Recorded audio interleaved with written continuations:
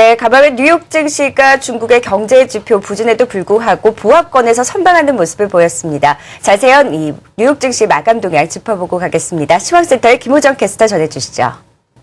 네, 이날 뉴욕 증시 혼조세를 보였습니다. 중국 제조업 지수 부진에 따른 불안감과 유가 급락으로 하락세를 보였지만 페이스북과 알파벳 등 대형 IT주의 선전에 힘입어 보합권에서 마감했습니다. 살펴보시면요, 다우 지수 0.11% 하락한 16,449선에 마감했습니다. 나스닥 지수만 상승세를 보였습니다. 0.14% 상승한 4,620선의 장을 마감했고요. S&P 500 역시 소폭 하락하는 모습 보여줬습니다.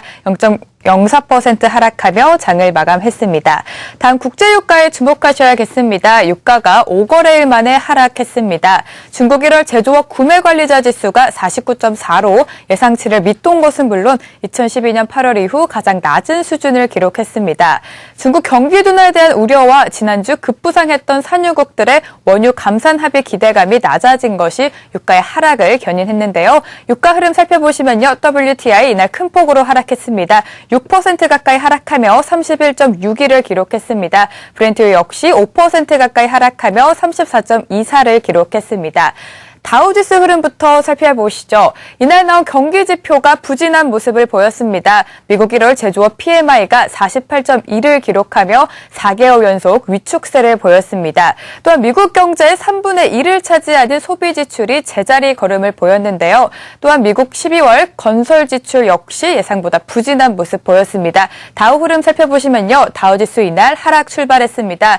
중국의 1월 제조업 PMI와 이날 발표된 미국의 부진한 경기 지표 때문에 장중 한때 저점을 찍기도 했지만 소폭 상승하는 모습 보이다가 다시 상승폭을 반납하는 모습을 보여줬습니다.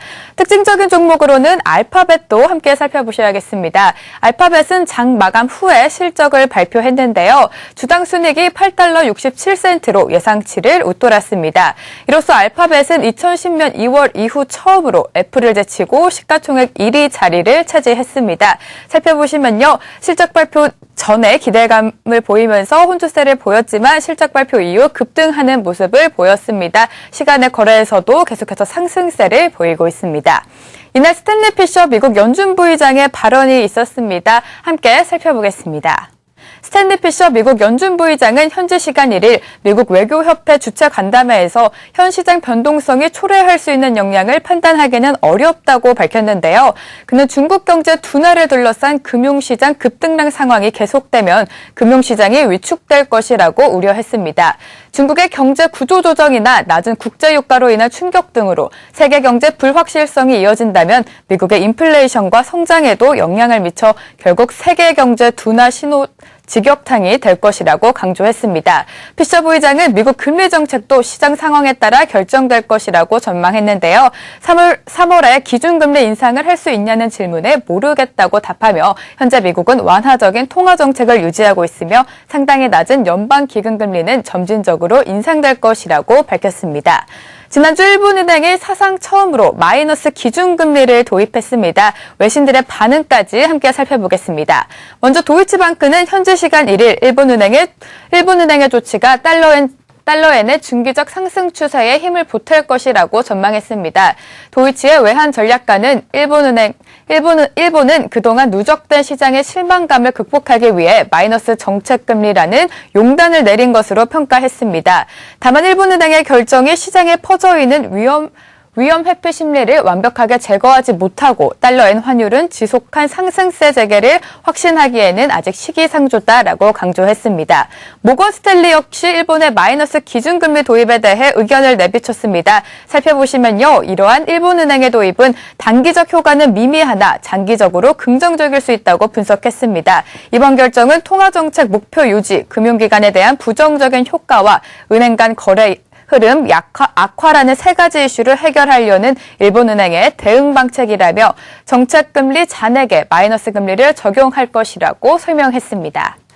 네, 증시 3대 지수가 장중 저점 대비로는 그래도 낙폭을 축소하면서 마감하는 모습이었는데요. 유가 폭락에 다시금 에너지주들의 약세가 좀 돋보였던 것 같습니다. 자세한 업종별 동향도 짚어주시죠. 네, 이날 업종별 엇갈린 모습을 보여줬습니다. 특히 유가 폭락에 이어 에너지주 하락하는 모습 보여줬는데요. 에너지 업종 1.67% 하락했습니다. 그 이후 금융업종과 제조업종 역시 하락하는 모습 보여줬습니다. 반면 전기가스와 유통, 자재업종 그리고 IT업종은 속폭 상승하는 모습 보여줬습니다.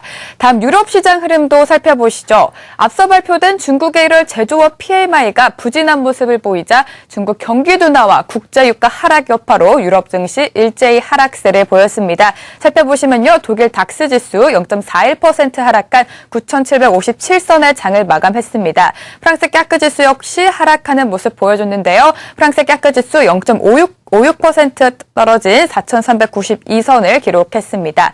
다음 상품 시장으로 넘어가 보시죠. 달러 인덱스는 미국 연준의 금리 인상 지연 전망과 예상을 밑돈 경제 지표 영향으로 소폭 하락했습니다.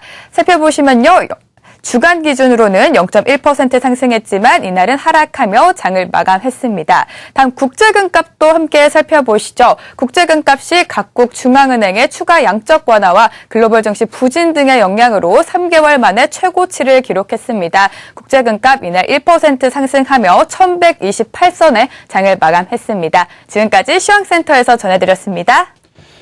네, 결국 관건은 중국 또 유가가 될 걸로 보입니다. 지금까지 글로벌 마켓뷰 김호정 캐스터였습니다.